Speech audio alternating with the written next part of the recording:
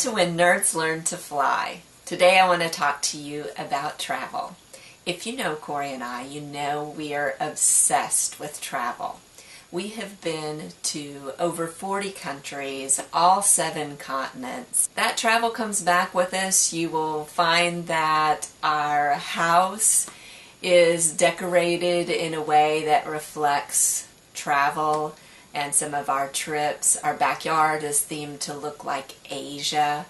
When we have friends and family over for dinner, we usually make recipes of food that we've actually tried in some of these countries. We theme the dinners to reflect those countries that we have been to.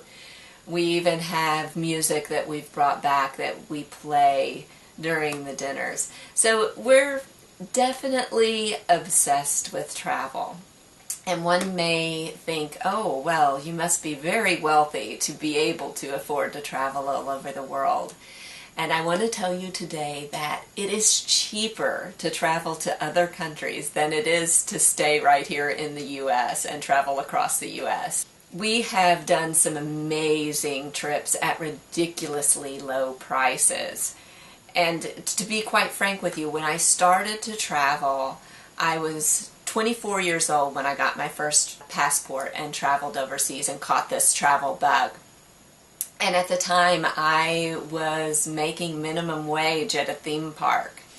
So it is possible to travel very cheaply. We have done all of this traveling and still have managed to semi-retire early.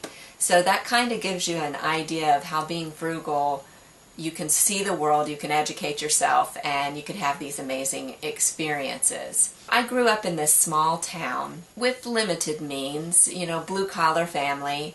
People didn't travel. You didn't, only the rich and famous, went overseas. And like I say, at 24, I had my first trip to France and Switzerland, and I caught the bug. And that's when I started to research how to travel cheaply. And the key to it is being flexible. We do not choose where we're going or when we're going. I just look for the really good deals. And if I find a good deal, we book it and we go. Sometimes it's a year in advance. Sometimes it's a month in advance. We take the opportunities when they're given to us. We've had amazing trips, like a trip to Beijing and Shanghai that was 10 days. It was airfare and hotel, and it only cost us $700 a person. The only thing that we had to pay for while we were there was food and entertainment. And if you've ever been to China, food and entertainment there are very, very inexpensive. Our trip to Antarctica, it just happened that I was looking for cheap deals and I found a 16-day cruise that went to the Antarctic Peninsula for $800 a person. I mean, for 16 days. And that's all of your food included, transportation, and a million stops along the way that I can't even explain to you how amazing Antarctica was. What I usually do is I'm signed up for travelzoo.com and I get their top 10 list that comes in each week of the top 10 deals of travel. Now that we've traveled as much as we have, we really don't like to do group tours at all. We prefer to travel independently.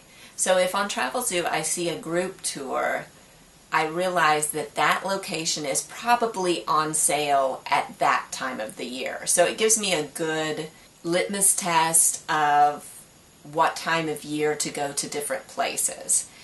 Then I will go to skyscanner.com, which is a great place for airfares, and plug in dates similar to the ones that I saw on the group tour. Get a cheap airfare. You cannot believe how cheap airfares can be if you're flexible.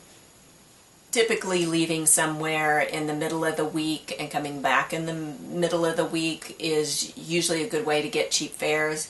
And the deals usually come out on the internet on Tuesdays into Wednesdays. But it doesn't hurt to look all the time too, which I have a tendency to do. And then a lot of times what we'll do for accommodation is we'll stay in little family-run places. This gives you a much more authentic feel of a country than staying at a Hilton or a Sheraton. Every Hilton looks alike, every Sheraton looks alike, every Holiday Inn looks alike. These chain hotels don't allow you to capture that flavor of a country.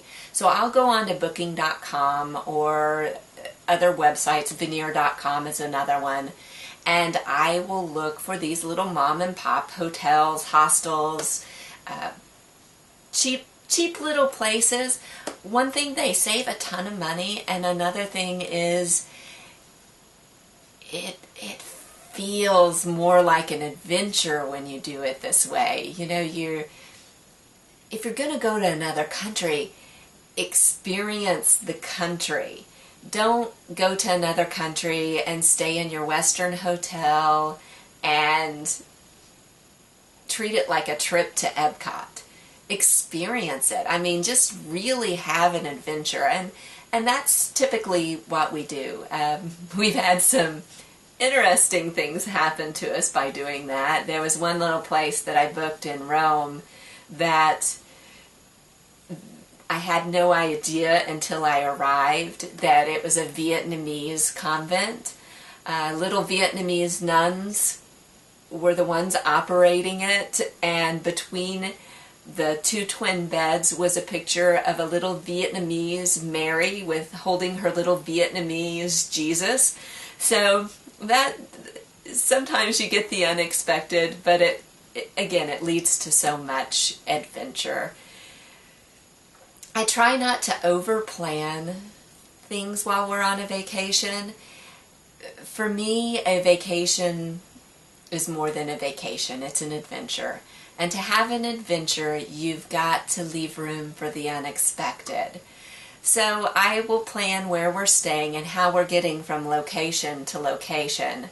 And then the first day in a city, we'll just kind of wander around and explore and get the feel of the city. This allows you to have room for those things that you don't expect. You may be going down a street and find something interesting, like a food court for the locals that has local food, and you can just stop and enjoy eating because you're not on a tight schedule. People travel different ways, and whatever people are most happy with or most comfortable with is the best way for you to travel. But for me, I want to explore. I want it to be more than a vacation. I want to be more than just a tourist. I want to be an adventurer. And the unexpected is what makes the adventure. So we're open to whatever's going around us. Sometimes we'll be on a trip and suddenly there's a carnival parade that we didn't know was going on in the middle of Greece. Or you find this local restaurant that you had no idea was there, that's not in any guidebook because it's not a tourist spot, it's a local spot. We do try to see some of the sights. I mean, you can't go to Tibet and not go to the Potala Palace. You can't go to Paris and not go to the Eiffel Tower or the Louvre. So, you want to do those kind of things too, but my favorite times on trips are those unexpected moments that you never found in a guidebook, you never found on a website. It was something that just happened, and you felt as an explorer that you're the one who wandered onto it.